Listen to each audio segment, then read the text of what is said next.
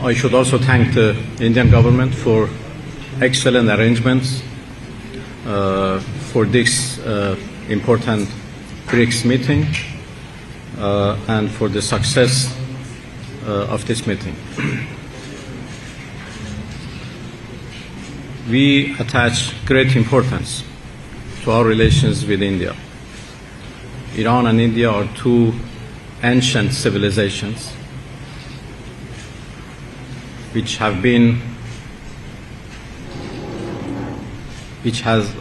always had very good relations, and we have exchanged our cultural values. We have had very good trade and economic cooperation with each other, and very good political relations and political consultations. And we are certainly determined to continue our friendly and good relations with India for the benefit of both sides and based on mutual interest and mutual respect.